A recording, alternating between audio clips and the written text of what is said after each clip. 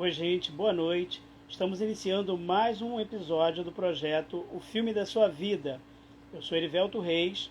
Esse é o 38º episódio do projeto O Filme da Sua Vida. Hoje, Dia dos Professores e Professoras, e eu vou ter o privilégio, a honra, o prazer de conversar com uma querida amiga, foi minha coordenadora, minha colega de trabalho, professora, pedagoga, consultora pedagógica, pesquisadora, né? Soube que tem aí algumas surpresas em relação até à poesia. Querida amiga Janice Souza. Então, vou mandar o convite e a gente vai começar a conversar nesse que é um encontro de celebração ao Dia dos Professores e Professoras e também de algumas reflexões, de conhecer algumas experiências. A professora Janice escolheu falar sobre o filme chinês Nenhuma Menos, né? Entre outros filmes, outras histórias que vai nos contar.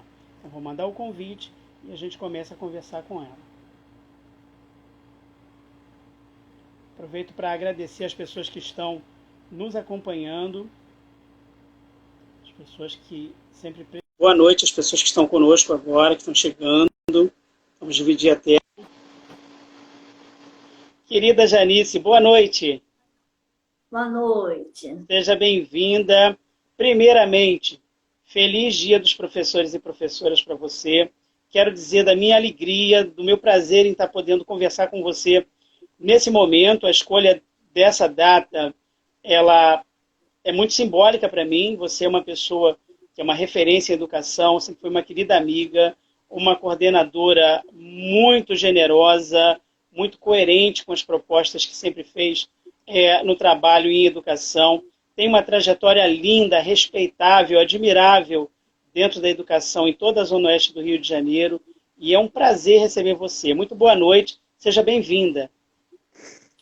Boa noite.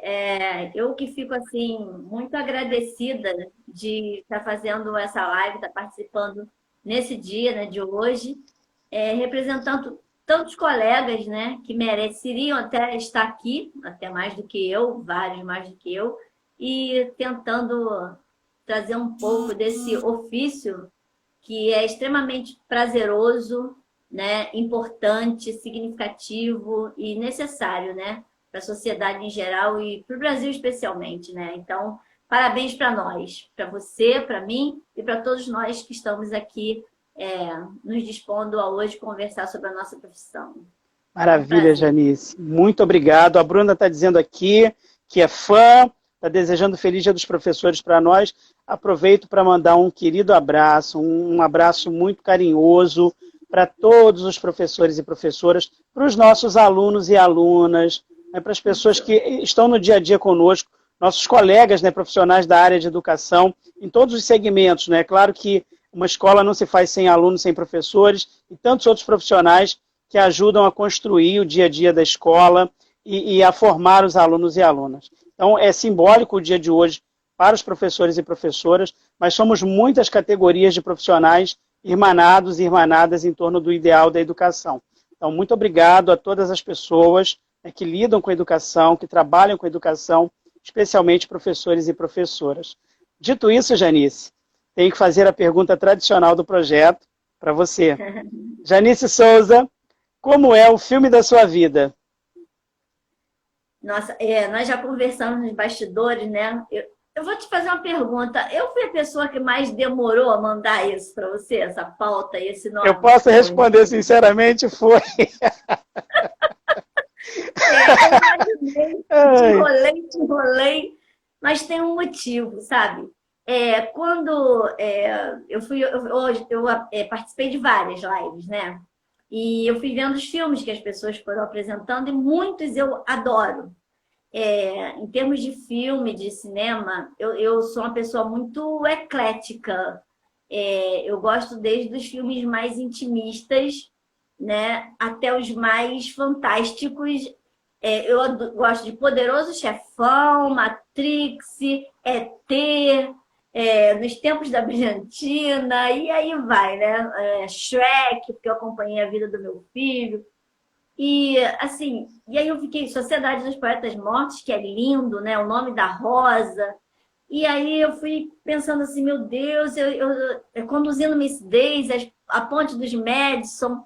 Então eu gosto de filme que fala de amor, né? Amor entre homem e mulher, amor entre pessoas. Eu gosto de filme que fala da trajetória pessoal e de como as pessoas vão se construindo a partir das relações com o outro. E aí eu tava com muita dificuldade de encontrar o filme. Mas aí você me deu um toquezinho, você falou assim, não se esqueça que é dia do professor. Aí eu falei assim, então, né, vamos por aí. E aí eu comecei a pensar nos filmes, que são muitos, né, muitos. Tem mais de 200 filmes que falam sobre educação, professores, filmes do mundo inteiro. E aí eu decidi por 3 filmes, mas centrei, né, mais num e puxando para puxar o gancho dos outros. Então, pensei no Nenhum a Menos, que aí eu vou dizer por quê, Sementes Podres e Mucise, né? Antes de falar desse filme que eu defini, eu queria falar um pouquinho de Sementes Podres, né? Que é um filme francês e é feito roteiro, direção, produção e o ator principal é o diretor, né? Quem é o roteirista. E é um filme que conta a história de um educador social, ele não era professor, e que ele tem que conduzir uma turma de menores no limiar de serem menores infratores, com condições de vida muito diferentes, e a relação que ele estabelece de afeto, né, de entender esses alunos e tal, ele acaba se tornando um grande líder, um grande mestre, uma grande referência para essas crianças e um divisor de águas na vida deles, né, e delas. Eu já passei muito por isso na minha vida, né, como professora, e sei de muitos colegas que passaram também. E o Mucise já é um filme turco, então eu tentei buscar filme fora, assim, né, dos que eu já tinha visto, que o pessoal estava trazendo. Então, um turco, um francês e um chinês. E o Mucise é um filme turco de 2015, e a história real de um professor que é enviado para uma aldeia bem distante, uma comunidade muito carente, e que ele vai fazer um trabalho com essa comunidade, chega lá, não tem nem escola, e o grande trabalho dele é levar esperança para essa comunidade via educação. E aí tem um personagem que depois eu vou falar dele, que é o Aziz, que eu tive vários alunos Aziz, e ele também é o diferencial naquela comunidade via educação, e na transformação daquelas crianças e da vida delas, etc. Bom, então por isso esses dois eu fiquei em dúvida, mas defini pelo Nenhum a Menos. E por que eu pensei no Nenhum a Menos? Porque é a história de uma menina, né, de 13 anos, é um filme chinês, é uma história de uma menina de 13 anos que vai substituir um professor que tem que ir embora para tratar da mãe, que seria uma substituição temporária por um mês, e ela precisa de dinheiro e ela vai por causa disso.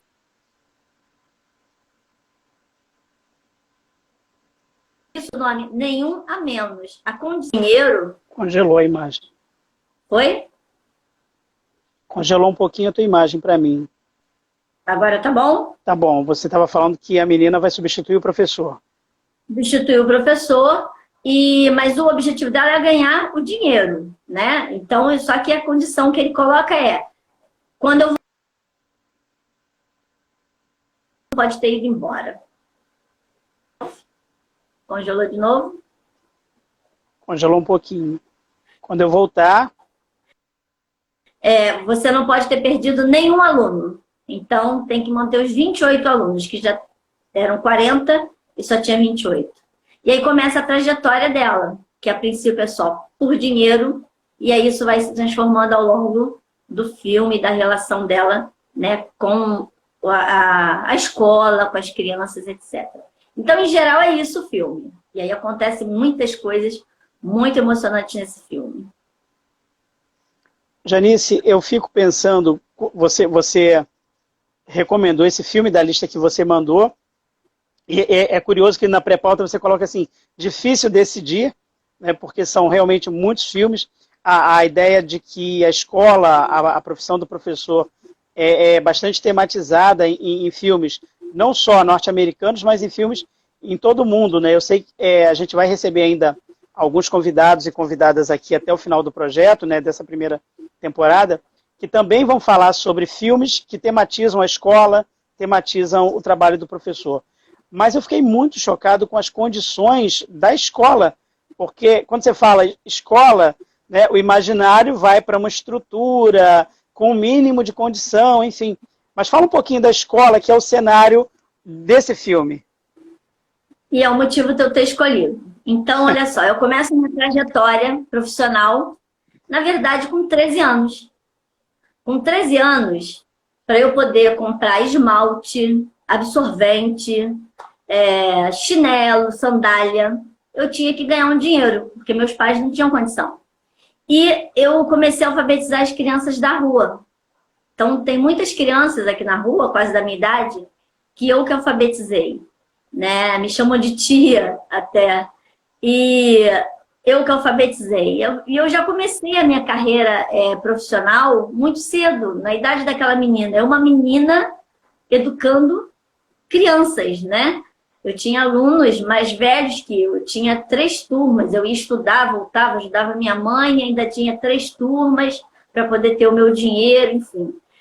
Fui fazer a escola normal e na escola normal ofereceram uma vaga de estágio, que seria temporária, que seria só para substituir uma professora. Eu acabei ficando 3 anos dando aula na educação infantil enquanto estudava.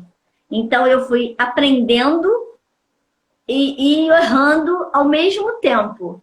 E, novamente, uma menina dando aula para crianças de 3, 4, 5 anos. Errei muito, né? Isso a gente vai falar depois, assim como a personagem, né, do filme. Errei muito na minha trajetória. E aos poucos que eu fui, né, adquirindo esse desejo, essa pulsão, de gostar de ensinar e de aprender junto. Então, por isso eu escolhi o filme. Eu me identifiquei muito com a menina por conta da idade dela, por conta dela chegar num lugar... E aí, o que acontece? Quando eu faço 18 anos, no dia 9 de janeiro, eu já tinha feito 3 concursos para o magistério e começo no dia 2 de fevereiro com 2 matrículas. Quando eu chego à escola... E aí, Erivelto, as pessoas que estão aqui, pelo que eu já olhei, me conhecem fisicamente, né? Eu tenho 1,48 m. Só que hoje eu tenho 54 quilos. Eu tinha 39 quilos. E eu chego na escola, né? Lá em Santa Cândida, uma escola que eu visitei agora na pandemia, ainda continua a ponte do Tarzan, que atravessa o rio, balançando, onde as crianças chegavam para a escola. E eu começo dando aula para alunos de 18. Eu tinha alunos de 18, eu terminando de fazer 18. Né? Uma escola sem nenhuma estrutura, né?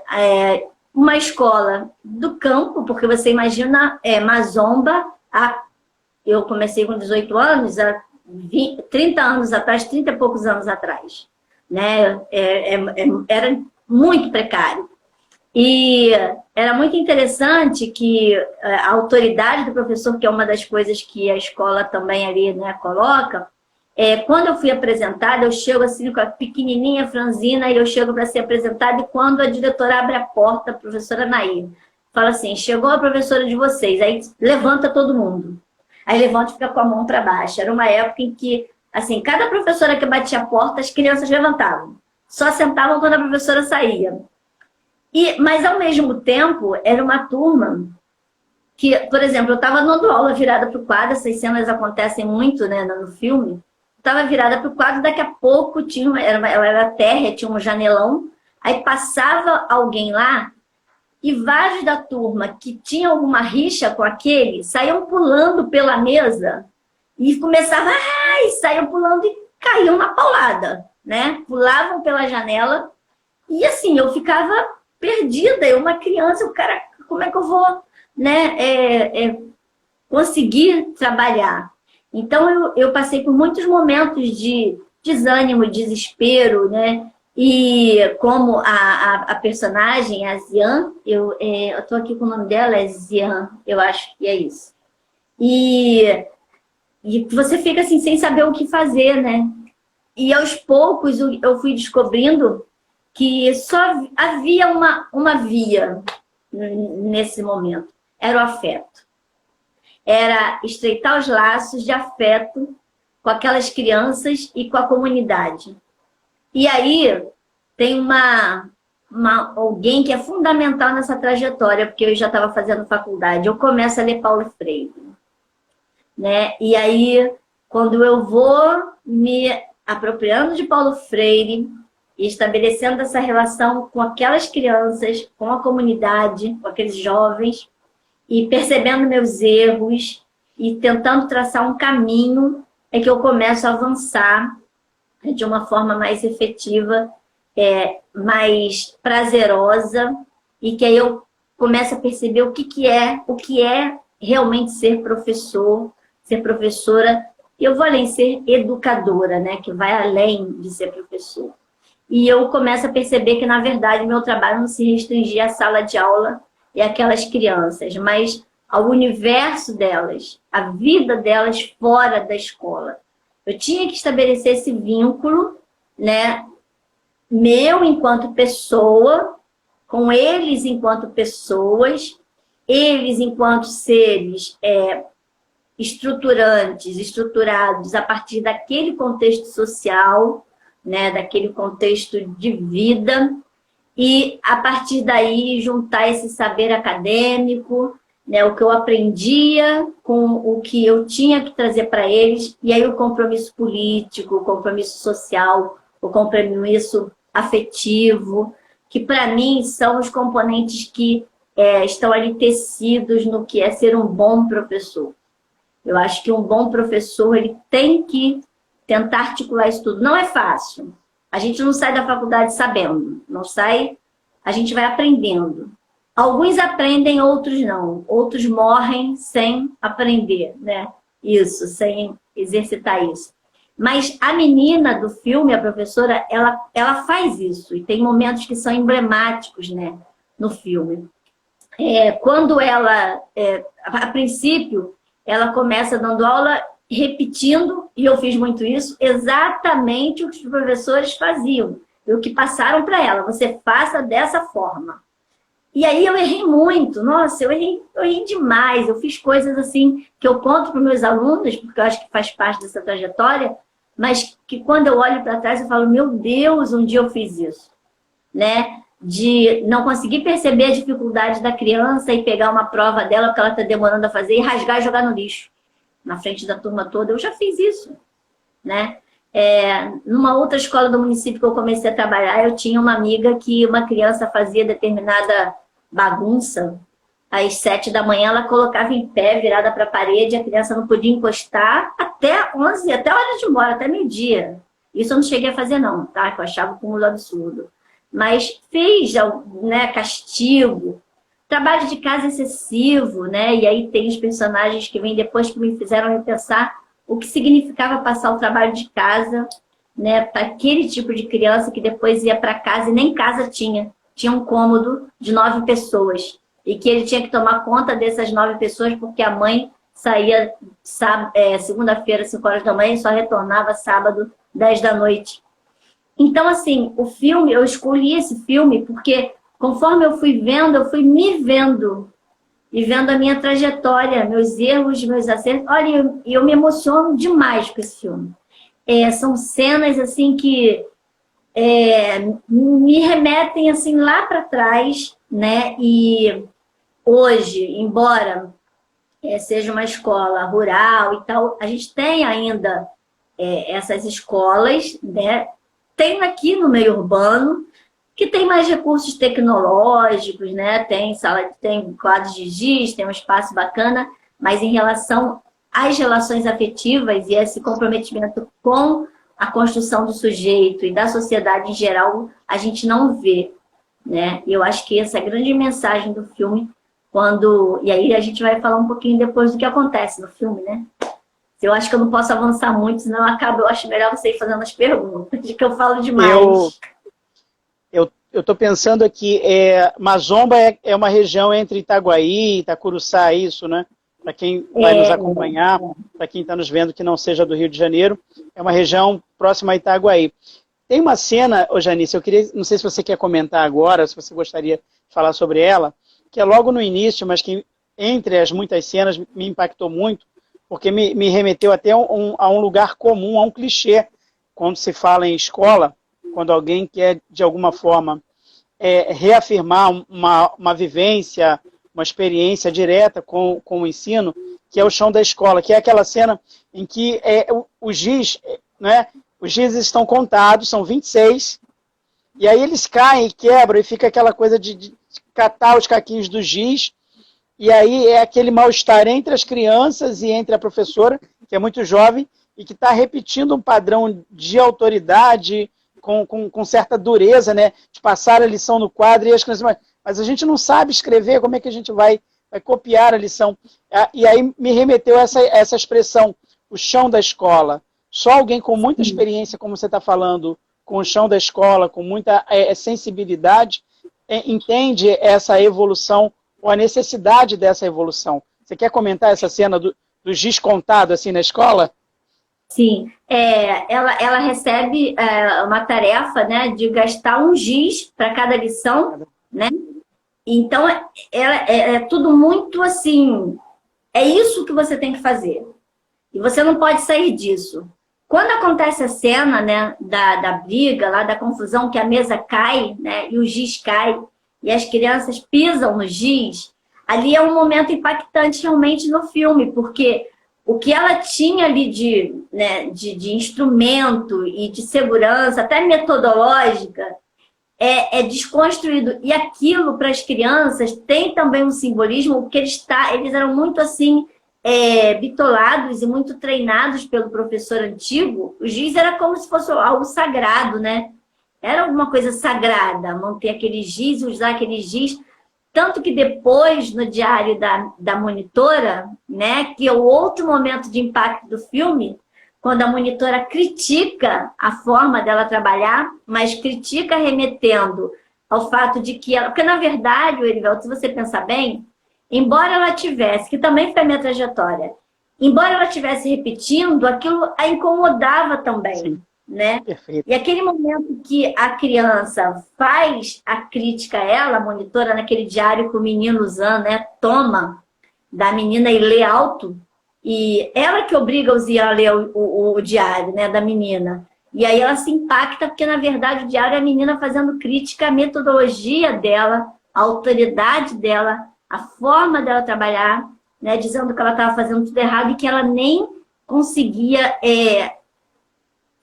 A questão do giz, né, a importância do giz, ela não conseguia perceber o quanto aquele giz era importante, que o outro professor percebia, né? E naquele momento tem um momento que ela manda... Aí ela tem um momento no filme que dá a parada que ela vai dormir, né?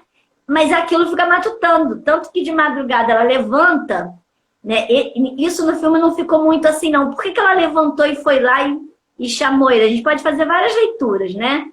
E ela chama ele e fala assim, você vai pedir desculpa para ela, porque leu o diário. Porque ele leu o diário. E aí ele fala que não vai, ele resiste, e no final ele paga, né? Ele paga para não pedir desculpa, porque ele também era outro danado. Eu também já tive vários alunos assim, né, dessa forma. E ele paga pelo giz. E aí eles compram outros giz, né? Outros gizes, você quer de... Né, o plural de giz é gizes, outros bastões de giz, né? Mas é um marco ali, é um marco, esse é um dos marcos, né? Quando ali o instrumento dela quebra, as crianças se revoltam, a menina critica a forma dela trabalhar, e ali já é um momento que ela repensa, né? Eu fiz umas anotações aqui, né? Eu vou pedir licença para dar uma lidinha, só para eu não me perder. Não vou ler literalmente, não, só o que eu coloquei, né? Um primeiro momento do filme, eu acho que é essa trajetória dela seguindo o que foi pré-estabelecido. Aí vai até um determinado momento. Num segundo momento, a constatação das crianças dessa impossibilidade dela de dominar a turma, quando acontece essa coisa da quebra do giz, que você fala, né? A falta de domínio dela e que impacta ela. Junto com isso, aí já vem na sequência a questão do diário. Então, a partir da crítica do diário, alguma coisa opera nela. E aí, o que é operado ali? O desejo e o comprometimento com a transmissão do conhecimento e com a formação das crianças. Ali é que acontece. Ali é que ela para e fala assim, tem alguma coisa aqui que não está, né? Em toda a criancice dela, né? Inocência. E ao mesmo tempo a rebeldia, é isso que eu queria, né, falar e acabei fugindo. Ao mesmo tempo que ela fazia, ela tinha uma rebeldia. E eu também era assim. Ao mesmo tempo que eu reproduzia, eu ia repensando e vinha Paulo Freire e vinha o que eu aprendi, vinha como eu fui como aluna, os professores maravilhosos que eu tive, que não eram aquele perfil que eu tinha de colegas que eu estava acabando, né, seguindo. E aí ela tem esse... Quando ela passa a ter esse comprometimento, que não é mais ganhar dinheiro, né, o nenhum a menos não é mais para ganhar dinheiro, né? Aí acontece a mudança. Eu acho que esse é o grande marco desse laço que se estabelece entre ela e as crianças, né? Nesse comprometimento com o saber, né? Com o crescimento, com o afeto, com os laços afetivos e tal. E aí vem o quarto momento, né? Que é o final do filme, que é assim a cena mais linda de todas, né? Que tem aí o Ziano, depois eu vou falar um pouquinho do Zian, mas um momento em que os alunos compram gizes coloridos, depois da campanha que ela faz, que a gente vai fazer, e aí ela já é uma outra professora, né? Porque aí as crianças já vão para o quadro e ela pede para escrever palavras. E as crianças, cada uma escreve a sua palavra, não é a palavra que ela mandou, porque eu esqueci de falar antes. A princípio o professor deixou uma lição para cada dia, ela tinha que encher o quadro, eles tinham que copiar tudo, tinha uma canção que tinha que cantar, né? Ela tinha que treinar a canção, ela tinha que usar um giz só, então ela vinha nessa batida. E aí fecha o filme, não é mais só o giz branco, é o giz colorido, então a questão da diversidade, né? De cada um escolher a sua cor dentro da sua, né? E escrever, então também a questão da escrita ali, como uma forma de você expressar. O filme também traz muito isso, né? O conhecimento, o saber, a escrita com uma forma... Aí vem Paulo Freire de novo, né? Com uma forma de você criar autonomia, de você ter prazer em estar naquele espaço, de você enfim, se colocar. E aí tem a menininha que não escreve, porque a turma dela é muito seriada, como eu peguei também. Eu tinha turma de 7, porque era a época que tinha turma 101, 102, 103, 104, até 110. E era engraçado, por que eu me vi também, Erivelto? Eu sempre pegava as 110. Sabe por que eu pegava 110? Eu não acho falava assim, graça. pode mandar todo mundo. Eu falava assim, pode mandar todo mundo. Então as professoras mais antigas, né, sempre assim, né, os professores mais novos vão pegando, só que depois eu acostumei, eu já gostava deles. Desse tipo de aluno. Então, eu tive, por exemplo, uma coisa que eu conto para os meus alunos. Tinha um aluno que... não vou falar nomes, tá? Embora todos sejam elogios, mas não quero falar nomes. Então, tinha um aluno que a professora, um dia, a gente estava sentada no pátio da escola que você falou que você foi sua primeira escola, e a professora falou assim, Janice, eu vou mandar você o fulano, porque ele é maluco. A minha turma dela era tipo 101, a minha era 107. Ele não é normal, ele tinha chegado à escola há pouco tempo. Ele não é normal, ele é maluco, eu vou mandar para você. Eu falei, pode mandar. Eu tenho uns 40 malucos, porque na época a gente tinha 45, 47, né? Pode mandar mais um. E aí ele sentou, botei logo ele sentado à minha frente, porque né, ele estava chegando já a gente já estava em maio, mais ou menos. E depois de um tempo, assim, os alunos com mais dificuldade, eles sentavam ao meu lado, na minha frente, que ia ter alguém à minha volta. E aí, o que eu reparei naquele aluno? A única coisa que ele tinha... Gente, eu não estou, assim, falando... É verdade, verdadeira. A única coisa que ele tinha era uma letra ilegível. O menino era extremamente inteligente. Você dialogando com ele, ele demonstrava um conhecimento, assim, de tudo. Mas a letra dele era horrorosa. O meu trabalho foi mostrar para ele que ele tinha que escrever para outra pessoa ler. Que enquanto ele não escreveu, primeiro eu tive que decifrar o que era o P, o T, o G, o que eu não tinha como.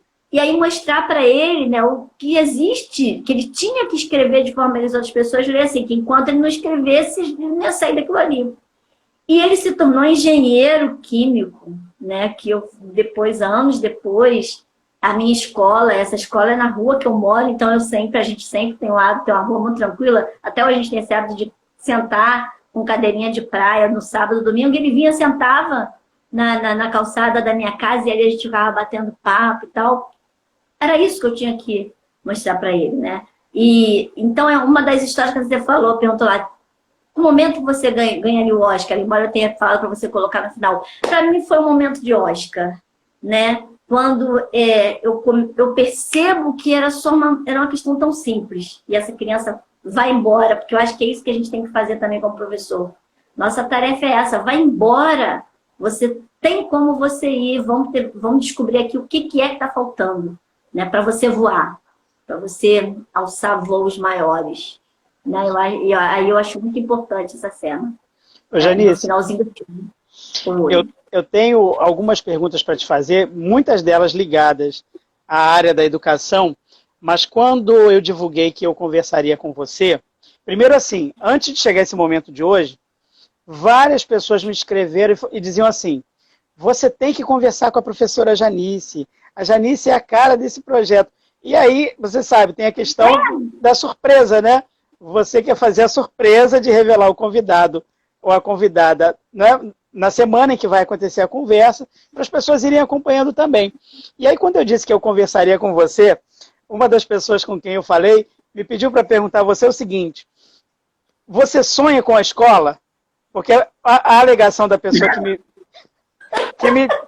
que me encaminhou a pergunta para que fizesse a você é o seguinte, eu sou professora, enfim, eu não quero falar o nome da pessoa, mas você conhece. Eu sou professora há não sei quanto tempo.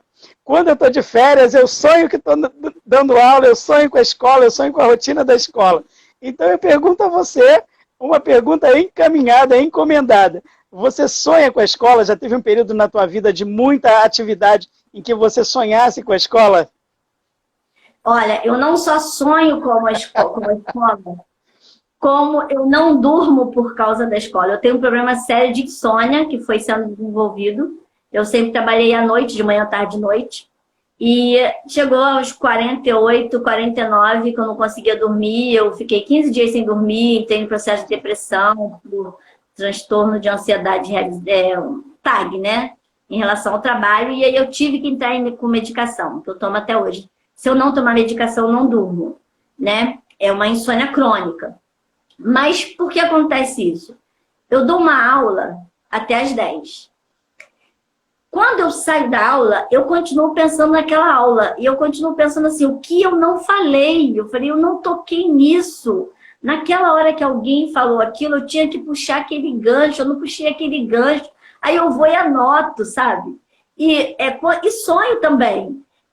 As alunas de estágio, às vezes 3 horas da manhã, eu estou respondendo perguntas que eu já respondi nas aulas. Aí uma briga no grupo e fala assim, professora, para de responder para esse pessoal, vai dormir, você não dorme não, manda esse pessoal dormir. Então eu não só sonho, e assim, por exemplo, essa live aqui, né, eu já sonhei muito com ela, porque eu acordava assim, e eu tenho que falar sobre isso, eu acho que isso aqui é importante, eu tenho que buscar lá não sei o quê. Então, realmente eu sou assim, e acontece uma coisa com um aluno, né, e aquilo vem para minha casa, e aí eu tenho que ligar, eu tenho que falar, tá tudo bem, você conseguiu, seja um trabalho, seja, né, da vida particular, porque eu também, como eu te falei, eu acho muito importante, eu acho essencial para mim, tá? Eu tô falando, eu, Janice, como professora, eu não tô dizendo que é receita para todos os professores, tá bom? Isso eu quero deixar bem claro. Mas para mim, como professora, essa relação, e eu acho que quem está assistindo aqui foi meu professor, meu aluno pode até dizer, é mentira ou é verdade. É sempre muito direta. Eu posso ter uma turma de 100 alunos. Eu tenho um método, uma metodologia até hoje, para guardar o nome dos 100 em 2 meses. Eu faço o mapeamento da sala, eu já dou um trabalho em grupo no primeiro dia, porque eu já sei quem senta com quem. Eu faço uma ficha que eu ou peço para botar, antigamente eu pedia para botar uma foto, mas eu peço algumas descrições e aí, por exemplo, quando eu vou corrigir uma avaliação, isso eu já pratico há muito tempo, já desde a época de P2, eu sei quem eu estou avaliando. Eu não estou avaliando aquela prova. Eu sei a frequência, eu sei porque faltou. eu sei por que me respondeu mal naquele dia, porque, entendeu? O que escreveu ali, mas o que me respondeu também na sala, que é muito melhor do que me respondeu naquela questão. Então, assim, e isso, na verdade, é muito bom, né? Eu trabalhei isso muito na terapia, eu tive que fazer terapia, mas realmente requer, te suga, né? Requer uma força, né? Eu falo até que espiritual, psicológica, espiritual e tal, mas eu gosto muito, né? Ao mesmo tempo, porque eu falo, só sei ser assim, não sei ser de outro jeito, não sei ser outro tipo de professora, entendeu? Isso também como coordenadora, né? É conversar com meus professores, como pedagoga, conhecer cada um, né? E aí você sabe por que o professor anda tão mal-humorado. Já tive um professor que eu sentei e falei assim, olha só, você tem que tirar uns dias, porque senão você vai infartar. A forma como você está lidando com as crianças, né, Fundamental 2, uma vez o professor deu um soco num armário daqueles antigos de madeira bem maciça, né, daqueles da escola que a gente estudou e trabalhou, e ele conseguiu quebrar o armário com a mão, saiu com a mão toda, que ele queria dar no aluno, né? Então, também com os professores, essas relações, né, como pedagoga, você estabelecer para conseguir fazer um trabalho legal, um trabalho com o grupo. Então, é isso. Eu acho que ser professor, né, é você... a questão do afeto, para mim, é porque a gente... Determinadas palavras, Erivelto, amor, afeto, querida. Por exemplo, querida. Eu só chamo de querida quem eu realmente acho que é uma querida. As pessoas chamam todo mundo de querida. Todo mundo fala sobre amor. Todo mundo fala sobre afeto. Então, banalizou as palavras, né? Banalizou as relações. Mas, para mim, são muito importantes e são verdadeiras. Principalmente no nosso ofício, né? Na nossa missão. E aí, as pessoas não entendam missão como aquela coisa de sacerdócio. Eu estou colocando aí o viés sociológico, político, econômico. Eu não vou entrar nessa seara, porque se eu entrar nessa seara, aí o negócio vai ficar, né? Fui líder sindical por mais de 30 anos, na luta pela educação de qualidade. Minha história é de escola pública, basicamente, na educação básica. Então, foram muitas vezes na Rio Branco, botando flor no pé dos soldados, né, com aquele... Eu participei muito disso. Então, assim, é uma história de luta e de compromisso. E aí você falou do meu pai e da minha mãe, né? Você falou assim, eu sei que ela vai querer falar do seu pai e da sua mãe. É um momento, né? Os meus pais, eles têm muito orgulho de terem 3 professores como seus filhos. Meu pai era caminhoneiro, primeiro soldado do Corpo de Bombeiro, depois veio embora de Brasília, daí caminhoneiro, foi assim que ele criou 6 filhos e todos se formaram, até porque era uma época de uma pobreza diferente, na época da pobreza de agora, né? Minha mãe costureira, e a missão deles era que os filhos se formassem, que os filhos conseguissem o que eles não conseguiram. A minha mãe, ela até hoje, minha mãe tem 81 anos, quando ela vai conversar com a gente, ela fala de ser professora, que era o sonho dela, os olhos dela enchem d'água, porque o pai dela não deixou porque ela tinha que estudar no Carmela. E aí, mulher não podia, uma filha dele, mulher, não podia estudar no Carmela, porque eu não tinha aqui em Campo Grande ainda, né? E a grande frustração da minha mãe. E do meu pai, assim, um orgulho ser professora. Tinha uma época que eu usava aquelas calças... Quando começou, não era rasgada, não. Ela tinha um crochê, assim, na frente, mas ela não tinha bainha. Isso há muito tempo atrás. E aí, um dia eu estava arrumada para ir trabalhar e meu pai falou assim, que isso, minha filha? Mas, tipo assim, uma professora usando uma calça que não tem bainha? Não pode uma coisa dessa, né? Não pode. E eu chegava às 11 horas da noite, ele ia lavar o meu carro, depois que eu já tinha carro, né? Depois de muito tempo de carreira, porque ele falou assim, não, uma professora não pode ter um carro sujo, você tem que ter um carro limpo. Então, assim, os meus pais, por isso que eu falei, é clichê, porque todo mundo, óbvio, todo mundo ama seus pais e tal, mas tem umas histórias, assim, particulares do meu pai e da minha mãe, que tem a ver com a profissão, por isso que eu toquei nesse assunto, né? E que são muito importantes nessa trajetória, nessa minha trajetória, né? Como é o nome do teu pai e da tua mãe? Ah, tem uma história. O nome do meu pai é Joaquim, o nome da minha mãe, Enedina. Só que ninguém conhece como esses nomes. São Neide e Paulo. E eles só souberam que o nome de um era Neide e o nome da outra era Paulo no dia do casamento, quando o padre falou o nome. É verdade. Ah, que história. Olha, se puxar o fio, tem mais história. Eles não gostavam do nome, se apresentaram na época, um não via documento do outro. Meu pai deu entrada nos documentos do casamento. Ele soube, né, que minha mãe era Enedina. Quando o padre falou, Joaquim Albino de Souza, aceita Enedina Silva Souza, o pessoal olhou e falou assim, ué, não está no casamento do Neide Paulo. Muito engraçado. Um parêntese aqui na nossa história.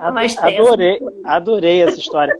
E você tem uma irmã professora que é muito querida, né? Sim, minha amiga também, fazia parte da nossa roda de conversa, de bate-papo, que é a Jane. Aliás, um beijo para ela, se estiver assistindo a gente aqui, um beijo para ela. Então, é você, Jane, e mais uma outra pessoa, mais um outro irmão, Jandimar, que é professor de matemática. Ele fez economia e nós o puxamos para a profissão de professor e está muito bem, muito feliz. Nossa, se realizou como professor de matemática. E assim, a gente adora, né? A gente passou por uns momentos muito difíceis nesse momento político que a gente está vivendo desde 2018, né? Aconteceu algo que nunca na história desse país, sem querer parafrasear quem você já sabe que eu estou falando, né? Que usa sempre essa fala, se hostilizou o professor, né? E a gente dentro da família até sofreu de alguma forma esse tipo, é uma coisa assim triste na história do nosso país, né? É uma profissão que a gente sempre trabalhou pela valorização econômica, né? Mas a valorização do trabalho, eu pelo menos sempre senti nos meus alunos, nos pais dos meus alunos, e de um tempo para cá resolveram, né, que conhecimento, né, educação e professores são algozes, enfim, são corja. Mas a gente vai passar, eles passarão e nós ficaremos, com certeza. É verdade. Janice, você é uma professora admirável, né? Eu trabalhei com você várias vezes, né, nos corredores da instituição onde nós trabalhávamos, né, onde nós trabalhamos juntos.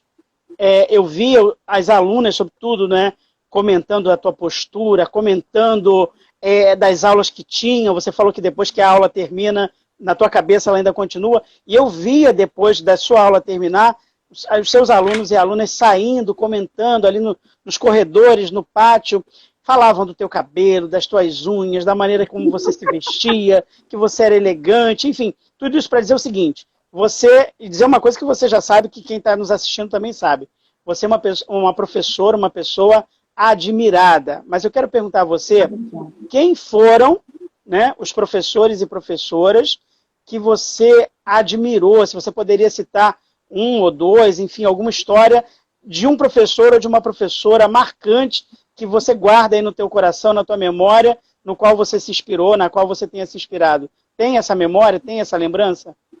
Tenho duas. Primeiro, a minha professora querida, a professora Marlene Ataíde Peixoto. Foi a minha professora, ainda está viva, do primeiro, da CA até o sexto ano, porque ela fez aquela... Como não era admissão, para ser professora por mais 2 anos, eu esqueci o nome, complementação pedagógica, alguma coisa assim. Ela foi nossa professora de ciências na 5ª e na 6ª série. E a Marlene era assim, a professora. Na época, nós acompanhávamos a mesma turma, desde a 1ª série até a 4ª, e depois continuamos com ela, mesmos colegas, os mesmos alunos. E ela era muito elegante, era muito educada, essas relações de afeto, né? Tem até uma história minha com ela muito legal, que eu sentava, eu lia, né? Ela pedia para ler alto e eu lia os textos e tal. Então eu adorava aquela professora, ela para mim era uma referência, assim, física e a forma de falar, a educação. E um dia ela, não sei o que aconteceu, não lembro agora exatamente o que, mas ela virou para mim e falou assim... Eu fiquei emburrada, ela falou assim, tá de mal, come sal. na panela do mingau. Tem muitas amiguinhas que precisam de animal. Ela falou brincando. Olha, aquilo gerou em mim. Ela teve que me trabalhar muito para me conquistar de novo, sabe? Porque da pessoa que veio, eu acho que ela ela fez uma brincadeira, mas ela não percebeu o quanto aquilo me afetava vindo dela. Se fosse outra pessoa que tivesse falado, né? E aí depois, quando ela vai fazer a dissertação dela, a monografia dela de pós-graduação, ela me convida para me entrevistar, né? Por conta dessa nossa trajetória. E ela conta isso e eu tenho um cartão que ela escreve umas coisas lindas. Eu ia até separar, que eu queria falar dela. Então ela é uma. E depois do mestrado, a professora Nilda Teves, que foi a minha orientadora de mestrado, né, que inicialmente tinha formação em física, depois educação, depois doutorado em educação e pós-doutorado em educação. E à época estava começando a discutir imaginário social, análise de discurso, e eu ficava fascinada, tanto que as disciplinas dela eram de doutorado. Então, quando a Nilda Teves dava aula, o campus da Praia Vermelha, ele ficava vazio, porque vinha o pessoal da psicologia, tinha psicanalistas, tinha todo mundo que vinha para a aula dela, e eu ficava assim, babando com aquela professora. E eu, muito metida, a escolhi para ser a minha orientadora. E depois eu penei, porque no Brasil eu estava começando a falar de Foucault, da escola de Frankfurt, de Habermas, da teoria crítica. E aí de novo eu estava naquilo, aprendendo e errando e com ela, e ela me dava uns esporros e tal, enfim. Foi assim, mas, sabe, ela me puxava. Houve um episódio muito legal também, que ela que reformulou a FATEC, né, que deixou de ser, lá no Quintino, deixou de ser aquela, né, coisa de menores, e ela que fez toda aquela mudança no período do César, do Alencar, né, enfim. E ela me chamava para lá para me orientar e tinha umas reuniões. Então, às vezes, eu estava com ela na orientação e aí vinha alguém e falava, chegaram. Aí entrava, assim, aqueles soldados daquela comissão, aí o Alencar com o secretário de não sei o quê, o prefeito, e ela falava assim, fica sentada aqui, do meu lado. E dava reunião e ali eu ficava, enfim. E eu ia. Só que eu comecei a ter medo de escrever para ela. Eu tinha medo de que minha produção não alcançasse, né, a magnitude do conhecimento dela e tal. Eu travei mesmo. Tanto que eu pedi 2 vezes prorrogação de prazo. Eu defendi a minha dissertação no dia 31 de dezembro. Só tínhamos eu, ela, a secretária e a outra pessoa da banca na UFRJ, esperando eu defender para férias. E uma vez a Nilda Teves, ela fez uma reestrutura que ela tirou os boxes e a sala ficou uma sala só. Todo mundo olhava todo mundo. Só tinha um lugar que era de reunião. E aí, quando eu entrei, que ela já tinha me pedido para entregar o texto várias vezes, eu não entregava, ela estava lá na sala, tipo assim, imagina uns 100 metros de distância. E a pessoa falou, Janice chegou, todo mundo já me conhecia. Aí, quando eu botei o pé na sala aqui, ela 100 metros falou assim, Janice, você trouxe o texto? Aí eu falei, aí ela, você é a aluna mais relapsa que eu já tive na minha vida. Aí eu falei, e você é a professora mais relapsa que eu já tinha na minha. Por que eu falei também? Porque eu entregava também o texto, ela demorava séculos, porque uma semana ela estava em Genebra, outra semana ela estava em Manaus, outra semana ela estava não sei onde, ela não lia. E aí quando ela lia que vinha um monte de correção, eu tinha 2 dias para fazer as correções, entendeu? Mas assim, a pessoa adorável, maravilhosa, e a gente depois se acertou, e a dissertação eu apresentei, não tive que trocar uma vírgula, né? Foi provado por unidade de trocar uma vírgula. Então, esses professores que te puxam, né? Que te sacodem, mas que ao mesmo tempo falam assim, eu tô aqui, né? Eu tô mostrando para você que você pode, e que você vai conseguir, e eu tô aqui junto, pra gente conseguir junto. E eu acho isso, assim, fundamental. Então, essas 2 professoras, para mim, são, assim, nossa, minhas referências também como professoras. E eu faço muito isso com meus alunos. Muitos alunos que tentaram desistir, ou porque o marido não queria que fosse estudar, eu falava, toma aqui o dinheiro. Professora, eu não venho porque essa semana meu marido não vai me dar o dinheiro e disse que não vai me buscar e me pegar. Eu falava, toma o dinheiro, vem escondida dele. Depois você resolve. né? Ou eu vou parar porque a minha mãe tá não sei o quê. Eu falo, não para, continua e a gente vai, né, vendo isso. E como coordenadora eu converso com os professores. Então, o nenhum a menos, para mim é um lema. É um lema. Nenhum a menos aluno, nenhum a menos amigo, nenhum a menos professor de escola que eu coordeno, que eu, né? Nenhum a menos da minha família.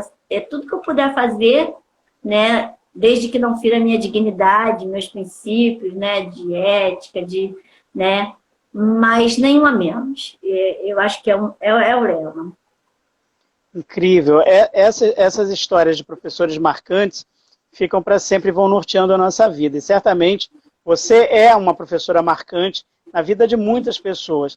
E a partir daí eu queria que você comentasse a tua experiência, porque a gente já falou um pouco da Janice no chão da escola, na escola fundamental, já falamos da Janice aluna, já falamos da Janice ligada e atenta ao cinema e a relação da escola com as artes, mas tem a Janice que foi coordenadora de um projeto importante, não é? Que mobilizou e deu oportunidade de aprender e de ajudar a pagar, né, parte dos estudos de muita gente, através de uma bolsa, de um projeto coordenado por você, que foi o projeto PIBID. Eu queria que você falasse Sim. um pouco da tua experiência como coordenadora desse projeto, se você quiser falar um pouquinho para a gente. Tá, eu vou tentar ser sucinta, porque eu acho que o tempo já deve estar acabando, né? A gente tem um tempinho ainda, pode falar. Então vamos lá. Então, olha só, eu vou juntar o PIBID com a questão dos Oscars, que você Ótimo. perguntou, tá bom? Que a gente Tá faz ótimo. o PIBID, para mim, é uma das maiores realizações, além dos meus alunos, que eu vou falar daqui a pouco, né? É uma das maiores realizações que eu fiz e fechando a minha carreira, porque eu me aposentei logo depois, né? Eu continuo trabalhando, mas fechando no sentido da aposentadoria. Então, eu sempre trabalhei em escola pública e eu não ficava na minha sala de supervisora de escola. Eu gostava de ficar na sala de leitura, porque na sala de leitura passavam todos os alunos, passavam todos os professores, eu interagia com os alunos, ajudava e tal, e ali que eu ia percebendo, né, onde a gente tinha que avançar, o perfil de cada professor, de cada turma, enfim. E aí o que eu percebi? A escola foi recebendo em determinado momento muitos livros de literatura africana, livros infantis e infanto-juvenis com temáticas africanas, livros de autores africanos, de autores brasileiros que trabalhavam temáticas africanas, e eu ficava fascinada com aqueles livros, né? Os mitos, a origem da vida, a origem do universo, sob a ótica, né, da matriz africana, as religiões, a história. E eu percebia que ninguém pegava aqueles livros. Eu lia todos. E ninguém lia. E aquilo foi me incomodando. E aí, quando me ofereceram na faculdade a proposta de participar do PIBID, de apresentar um projeto, eu apresentei um projeto que foi o seguinte, o resgate da matriz, né, da africana na cultura brasileira através da literatura infantil e infanto-juvenil. Aí, assim, simples, né? Parece que é chegar, ler os livros, dizer quem é autor, que existe, tal, mas a proposta não era essa. Eu queria mexer com a formação dos professores, né? Com o inconsciente coletivo, com a questão da subjetividade, com um olhar estético sobre o negro, né? E sobre a nossa raiz africana. Então, o projeto ele consistia no seguinte, nós preparávamos os nossos alunos, e era um projeto interdisciplinar, nós tínhamos alunos de pedagogia, letras, matemática, porque a gente precisava para diversas coisas, inglês, matemática, letras, história, geografia, ciências sociais. Era um grupo de 25 alunos. 3 supervisoras em qual escola? No Instituto de Educação Sara Kubitschek, porque é uma escola de ensino médio que formava professores. E aí, a gente, através dos livros de literatura infantil, primeiro nós buscamos essa história do Brasil e da influência do povo, né, dos povos africanos, porque não é, né, são vários povos que vieram, como se constituiu o povo brasileiro. Então, a gente trabalhava isso com os alunos, desmistificando várias coisas, trabalhando a questão estética, a questão histórica, né, o olhar sobre a beleza africana, né, desconstruindo os estereótipos europeus, tanto de beleza, quanto de arte, quanto de religião, quanto de política, né, enfim. E a gente primeiro trabalhava isso com os alunos do SARA. A partir daí, eles escolhiam, dentro daquele universo, apresentávamos os livros de literatura infantil e infanto-juvenil, e aí eles escolhiam um para cada bimestre, e a partir dali eles criavam um trabalho para ser feito com alunos da educação infantil e do ensino fundamental, supervisionados pelas professoras e supervisoras do projeto. Isso rendeu, sabe? Rendeu na escola, até hoje a gente vai à escola, as pessoas... E eu estou pensando em desdobrar no meu projeto de doutorado agora. Rendeu porque a gente começava a trabalhar, depois a gente viu que a gente precisava do suporte psicanalítico, do suporte psicológico. Porque quando a gente começava a trabalhar essas questões com os alunos e as alunas do SARA, era assim uma catarse, né? Havia momentos com os alunos do ensino médio de choro, né? De você perceber que seu cabelo é lindo, seu nariz é lindo. Então, determinadas dinâmicas que a gente fazia, que a gente buscava da psicologia, de você se olhar no espelho, manda você se desenhar, e aí o seu desenho era feio. Aí mandava você se olhar no espelho. E aí começava a trabalhar isso, né? E, nossa, eram sessões de terapia. A gente também teve que se preparar para fazer, né? E isso rendeu participação na Feira Literária de Paraty, na de Paquetá, na Bienal do Livro, né?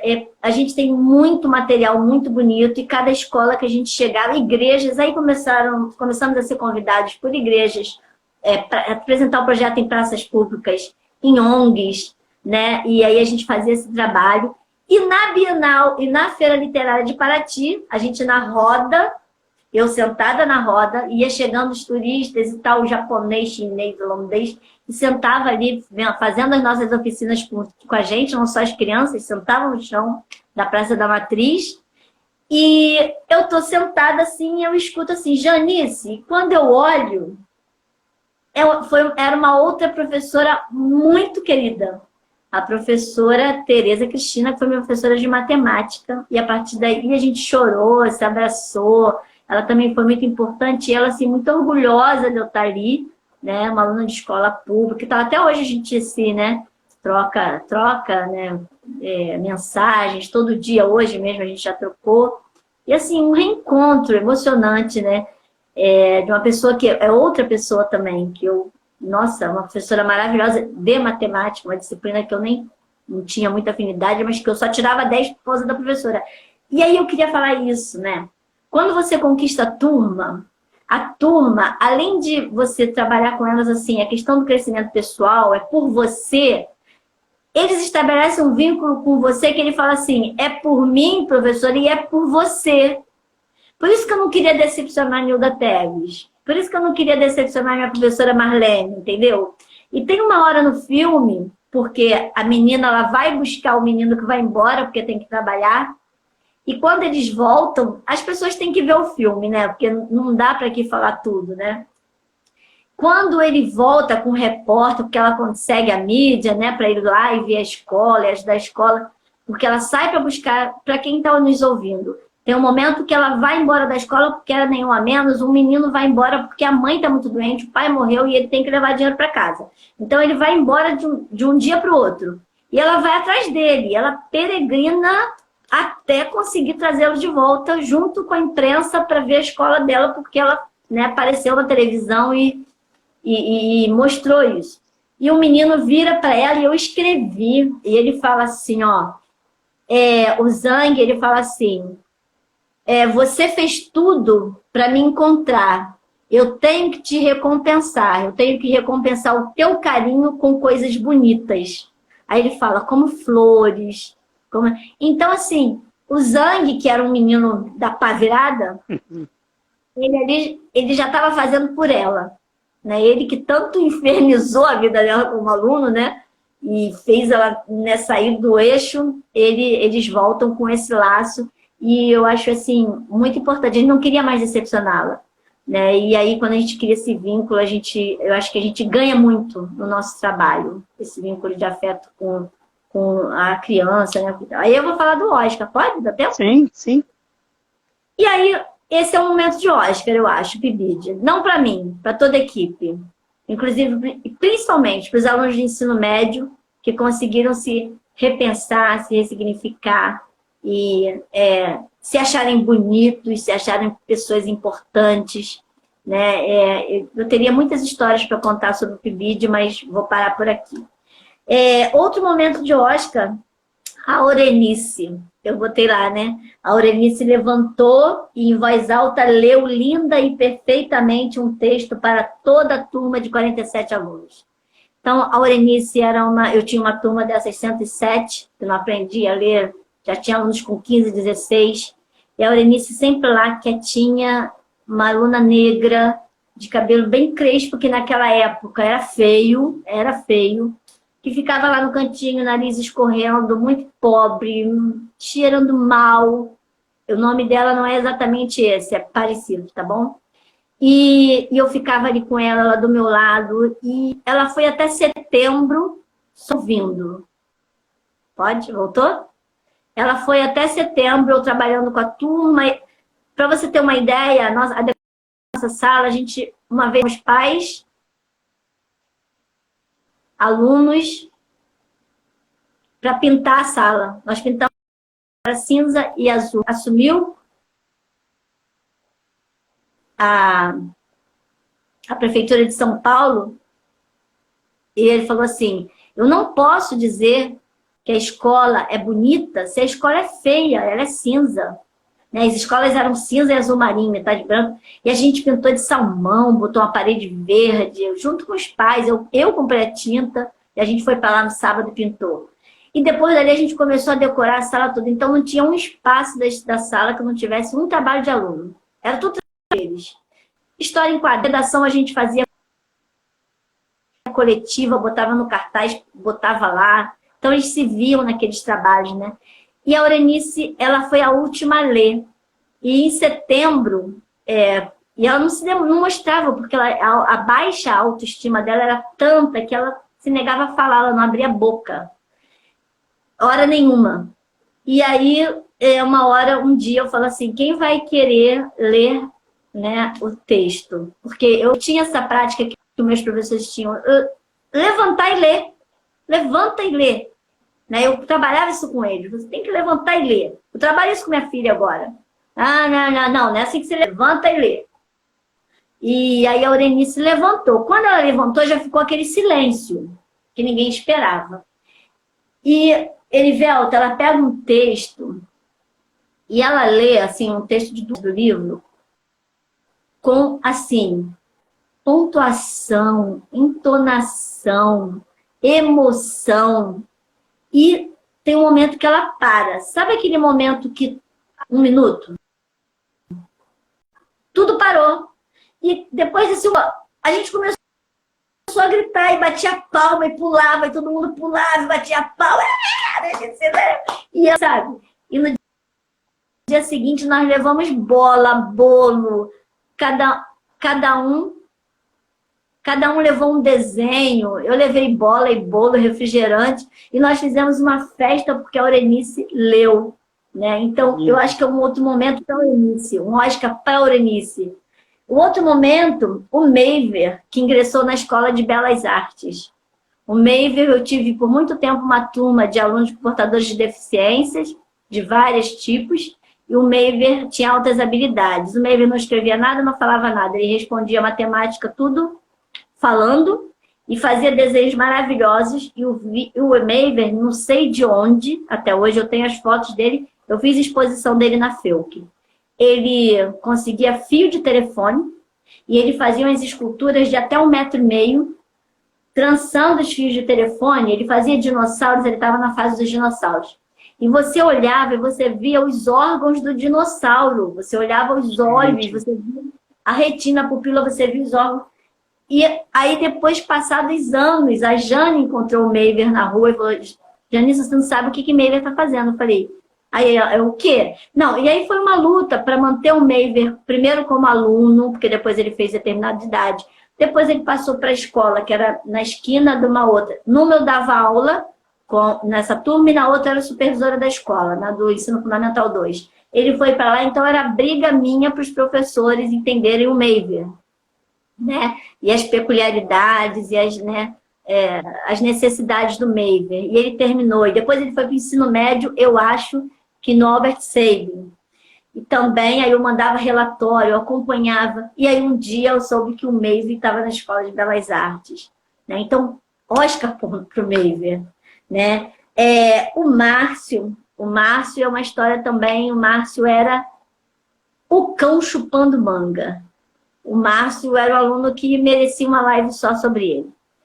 E eu também recebi o Márcio e me deu muito trabalho. E eu vou contar uma história que quando eu conto para meus alunos, eu falo assim, isso não é para fazer não, tá? Eu fui maluca, eu fui louca, retardada.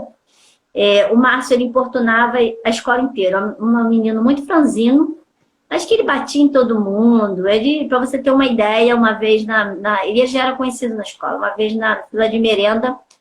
Então, como ele já era conhecido, a inspetora ficava muito na cola dele, fazia aquela fila de 500 crianças para merenda, e ele foi andando na fila, e eu fazendo um trabalho todo com ele na sala e tal, ele melhorando, e a inspetora ia no ouvido dele, do lado dele. Por que você não presta? Porque não sei o quê, tal, papapá. E ele ele viu que eu estava na escada, né, olhando a minha turma merendar, porque eu não ficava na sala dos professores.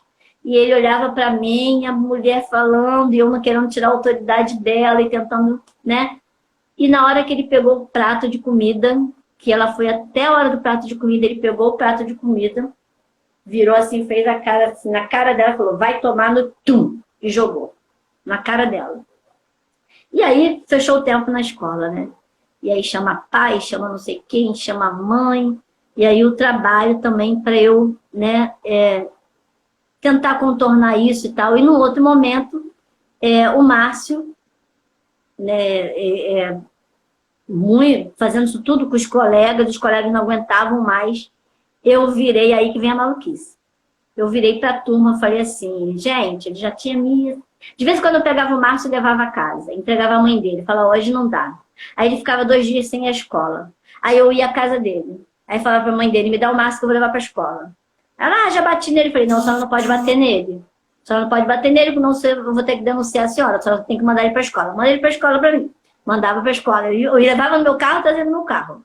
Aí um dia, eu virei para a turma e falei assim, olha só, a gente já tinha perguntado, eu falei, olha só, quem aqui, meninas, quem gostaria de bater no Márcio? Aí, falei, faz a fila aqui. Aí botei as meninas mais perto da porta, ó. Fui mais pro canto, falei, meninos, quem gostaria de bater no Márcio? Aí nisso ele já tinha levantado, já estava lá atrás, assim, em pé. Falei, faz a fila aqui, mas virados para frente, ele lá atrás. Aí nisso ele veio pela parede, assim, até a frente do quadro, e a porta era bem assim na frente. Falei assim, olha só, eu vou sair 10 minutos para beber um café e uma água. O que acontecer aqui quando eu voltar, eu não quero nem saber. E nisso eles já estavam assim, né? As 2 filas já estavam formadas. O que eu fiz? Eu abri a porta, e percebi o barulho, voltei e fiquei na frente dele. Olha só, 39 quilos. Fiquei na frente dele. Então eles pararam. E quando eles pararam, o Márcio caiu no choro. Ele desabou. Foi a primeira vez que ele desabou, porque ele debochava de todo mundo. Ele mandava todo mundo não sei para onde. Podia ser professor, diretor, colega, 3 metros mais alto que ele. E aí ele desabou. E aí eu chamei um inspetor, pediu para ficar com a turma, fui para outra sala com ele. E foi mais de 1 hora de conversa, né, por várias questões. E o Márcio conseguiu perceber que é ruim ser mal.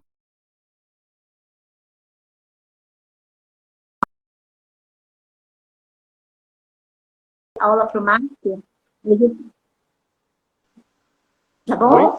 Então, por mais de 2 anos que eu dei no Márcio, ele aconteceu uma outra pessoa, né, na sala de aula, no espaço de fome. Então, acho que o Márcio também. E, por último, levar os 537 alunos fazendo a Boa Vista. Quando vi isso na pré-pauta, eu falei, a Janice está brincando comigo, é uma pegadinha, é um filme de ficção científica que ela criou, e aí tá assim, conseguimos levar de trem 537 alunos e alunas à Quinta da Boa Vista. Isso aconteceu, Janice? Como é que foi? Isso aconteceu. Olha, eu assumi uma escola como supervisora, e aí a escola era muito assim, a gente não saía do lugar, a gente tinha inteiro, não tinha ônibus, não tinha nada. Né? E eu falei assim, não, essas crianças têm que pagar, vocês têm que sair desse universo, porque não tem que fazer isso, não pode alugar ônibus, não pode nada. Inclusive, a minha turma, quando eu assumi supervisão, porque eu fui trabalhar com um curso de 88, e fiquei também nessa escola como matrícula. E a minha turma era de 9 crianças, portadores de deficiências, e todo mundo, eles não podiam fazer nada. Quando eu comecei a dar aula para eles, eles começaram a participar da festa junina, dançar, etc., que eles estavam sempre integrados. E eu falei, uma professora do Brasil, vamos levar eles aqui para a Boa Vista? Tem uma maluca, a coordenadora, a professora, não, falei, vamos. Por que você não tem dinheiro para ver só? Eu vou começar um movimento aqui e a gente vai levar. Eu estou dizendo que vai levar. Vamos fazendo resumo. Nós elegemos 2 mães de cada turma, representantes, as mães elegeram 2 mães de cada turma de escola. Meus alunos, portadores de deficiência, todos foram como responsáveis. As merendeiras, todos. Então, eu fiz contato com a Polícia Militar, com a Supervia, com a Quinta da Boa Vista, através de ofício, de pedido, de visita. Então, determinada hora do dia, 7 horas da manhã, a gente tinha lá os soldados, aqui a cavalaria perto da escola, né, com cavalos e vários policiais, que nos levaram até a linha do trem. Nos ajudaram a atravessar a cidade de Mel, subir a plataforma, descer a plataforma, fazer tudo na plataforma. Nisso, o trem já tinha encontrado com vários vagões só para a escola. Aí, o maquinista lá da frente ficou esperando eu dar o sinal. Quando todo mundo embarcou, todo mundo embarcado, eu falei, pode ir. Ele foi. Direto para aqui dentro da Vista. Quando nós chegamos lá, a polícia militar estava esperando. Nos levou até aqui dentro da Vista. 4 policiais ficaram conosco lá. Na volta, 4h30 da tarde, fizeram o trajeto de volta. O trem estava lá, chegamos na estação da Milhão, os policiais estavam lá chegando. E as pessoas, quando eu olhavam assim, você é retardada. Isso aí eu falei, não é possível. Nós fomos. Então, assim, todo o trabalho de equipe, né? E acreditar, os pais e tal. Não fomos. Então, ótimo para essa história, assim, que eu conto, fica por conta do emocionado, de chorar e tal. Porque alunos que não estão saindo aqui no bairro, né? Nunca tinham pegado um treino. E foram. E os pais, assim, dos alunos, né, computadores de deficiência, ficaram assim, eles não acreditavam que eu estava acontecendo de filho, sabe? Então, assim, momentos muito bonitos, muito marcantes, que eu coloco que vale a pena. Assim, eu estou impressionadíssimo com a logística disso tudo, incrível mesmo. É muita vontade de levar a turma para a Quinta da Boa Vista, é muita, sabe, é muita força, é muito talento para construir isso. Mas sabe qual era a vontade maior? A vontade maior era, como supervisora, mostrar para os professores para a escola que é necessário usar, sair da mesmice, né? E aqueles alunos que precisam de mais do que a sala de aula, que se diz, o livro, idade. Isso é abrir, aí a gente volta para o Paulo Freire, né? É abrir o mundo, é abrir o universo, é mostrar que o mundo não é só aquilo ali. Isso foi em 94, 94, Então, era essa que era o principal. Óbvio que levar as crianças também, né? Mas fazer esse movimento de fora. Depois a gente instalou a faixa de som na escola inteira, a escola tinha esse ambiente em 94. O primeiro dinheiro de festa de música que comprou. Enfim, e muitas coisas bacanas, né, que a gente foi realizando. E um trabalho de equipe, né? Maravilha. Agora, Janice, eu sei que você preparou, eu acho que um poema ou 2 poemas relacionados ao Dia do Professor, relacionados à educação. É verdade que você que compôs os poemas? Olha só, eu participo de um grupo chamado Mulheres Reais, são mulheres do mundo todo, donas de casa, professoras, advogadas, médicas, motoristas de Uber, né? Enfim.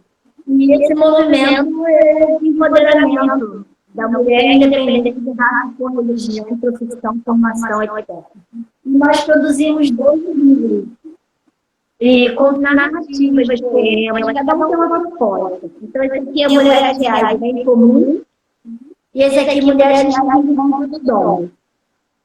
Eu vou ler 2 poemas do Mundo do Dom. São pequenininhos, tá bom? Eu acho que tem tudo a ver com isso aqui. Então, olha só. Primeiro, fala da inquietude. Essa que eu falei, você está sempre se pensando, meditando, enquanto pessoa, profissional, etc.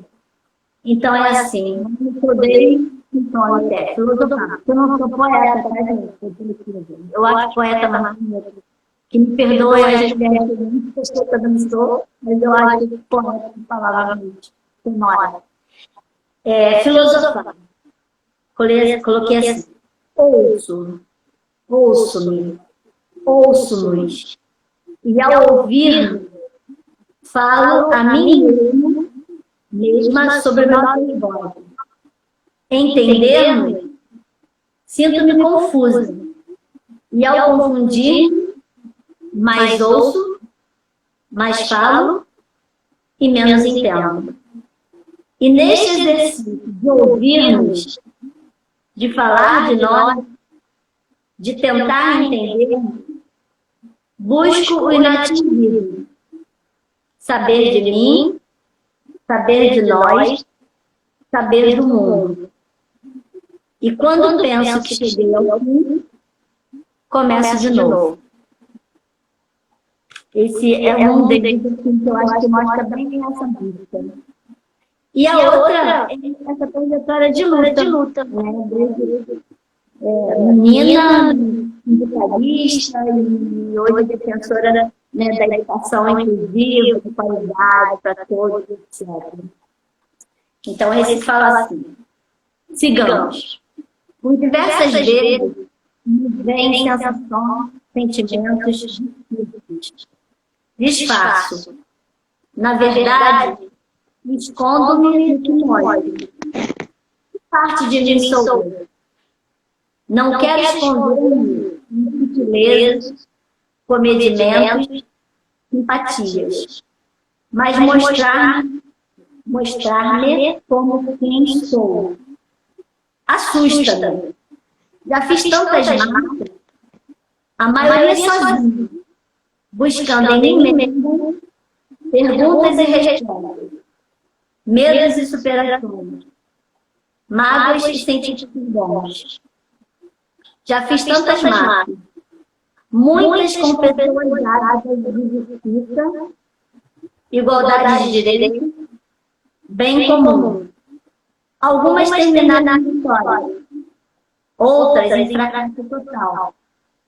E continuo marchando, percebendo que, na verdade, grandes marchas não têm fim, pois os motivos são dentro de mim, plantados pela percepção das mazelas e injustiças de mim, e regados pela sede de viver plenamente o amor fraterno, a justiça imparcial, a igualdade de direitos, o triunfar do bem sobre o mal. Hoje, mais do que nunca. Hoje, mais do que nunca. Que lindo, Janice. Parabéns, que coisa linda. Olha, a gente está chegando ao final. Quero muito agradecer a você. Quero agradecer a sua família. Eu tenho falado sempre aqui, quando vem o convidado ou convidada, toda a família, todo o círculo de amigos, né, os familiares, as pessoas mais próximas, acabam também contribuindo, colaborando para que esse momento aconteça. Quero novamente, né, através, né, da tua trajetória, das histórias que você contou aqui para a gente, parabenizar todos os professores e professoras nesse dia que é um dia de lutas, de reflexões, mas de reconhecimento da importância dos professores para a cidadania, para a democracia, para a formação do povo brasileiro. E você tão bem representa com a sua trajetória, com seu amor à profissão, com a sua consciência de classe, o ideal que a gente quer de um país justo e democrático, de professores respeitados e valorizados, né? Professores e professoras respeitados e valorizadas. Então, agradeço muito a você. Aproveito a sua presença para agradecer as pessoas que nos acompanham, que vão nos acompanhar no futuro, e para convidar todas as pessoas para na próxima segunda-feira nos acompanharem. Será o 39º episódio do projeto Filme da Sua Vida. Eu vou conversar com uma amiga nossa, a professora Natália Rodrigues. Ela escolheu falar sobre o filme Amistade. A Natália é professora, historiadora, pesquisadora e vai conversar com a gente na próxima segunda-feira. Então agradeço a você, Janice, e abro espaço para suas considerações finais. Muito obrigado. Nada, olha só, acho que você falou o que eu falaria, né? Que tem uma consciência de classe, de compromisso social, de ser professor, né? A educação como não pode ser ingênua, a educação transforma o mundo, é um elemento essencial, né? Como dizia o nosso grande mestre. E eu até queria ler um pouquinho para fechar fechando de dois pensamentos de Paulo Freire, que ele fala assim: sendo professor, nunca falte consciência de classe, um compromisso social.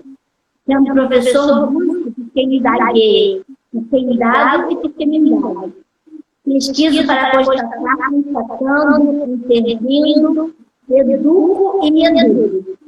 Pesquiso para conhecer o que ainda não conheço e comunicar ou anunciar a novidade. O professor deve saber que sem a curiosidade me move, que me inquieta, que me insere na busca, não aprendo nem ensino. E dizer que o filme, o nome da escola do filme é a Escola da Esperança. E a esperança de esperançar, do Paulo Freire, né? Aquela esperança que a gente fica aguardando que as coisas aconteçam, mas a gente trabalha para que elas aconteçam. Então, eu quero parabenizar todos os meus colegas professores que eu estou aqui, ou ouvirão, né, assistindo uma live, e dizer que é um orgulho participar dessa classe, e é um orgulho, colegas, que ao longo da minha vida, e os professores que ao longo da minha vida eu tive. E que me ajudaram a ser professor e lutar contra coisas positivas. Muito obrigada, gratidão. Muito obrigado a você, Janice. Um beijo para você. Felicidades. E assim que a pandemia acabar, a gente tem que marcar um grande encontro de amigos, de colegas de profissão, para bater papo, para se reencontrar, que vai ser muito importante, vai ser bem marcante. E aí eu vou cantar. E aí você vai cantar para a gente. Beijo para você. Muito obrigado. Boa noite, gente. Muito obrigado a todo mundo. Tchau, tchau. Muito obrigado, Janice. Tchau. Nada, querido. Tchau.